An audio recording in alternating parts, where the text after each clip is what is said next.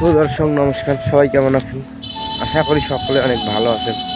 তো কালকে আমরা যে এন্দুর মারার ফানগুলো বসাইছিলাম, তো আজকে তুলতে আসলাম।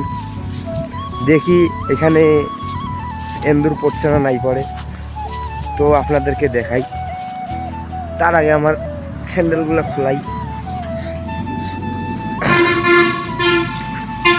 তো আপনারা দেখেন কি ভাই ভাই এন্দুর ফান দিছে।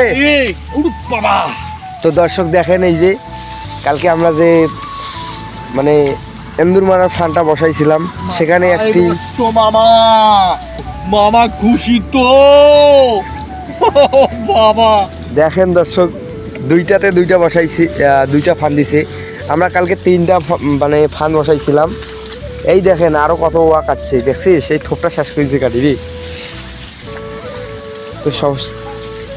তো সমস্যা নাই, দেখি মিজে গেছে। পালে গেছি রে, চলো আজকে 6টা বসাইতে হবে। হ্যাঁ আজকে 6টা বসাইতে হবে।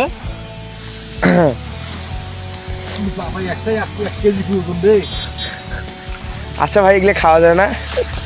না ভাই, এটা খাওয়া যায় না।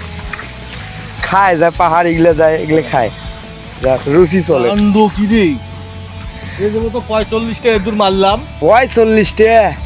প্রতিদিন 2টা 3টা কি কয়? আছে। তো দর্শক আপনারা দেখতে পারলেন যে আমাদের এখানে কালকে যে প্রাকৃতিকভাবে যে ফানগুলো বসাইছিল, মানে বাসায় বানাইছিল, সেগুলোতে দেখেন 3টার মধ্যে 2টাতে ফান দিছে। আর একটা পালে গেছে। তো দেখেন এটা কতটা কার্যকারী। যদি আপনারা আপনাদের ক্ষেতে এরকম ইঁদুরের উৎপাত হয়, তাহলে এই ভাইয়ের সাথে যোগাযোগ করবেন।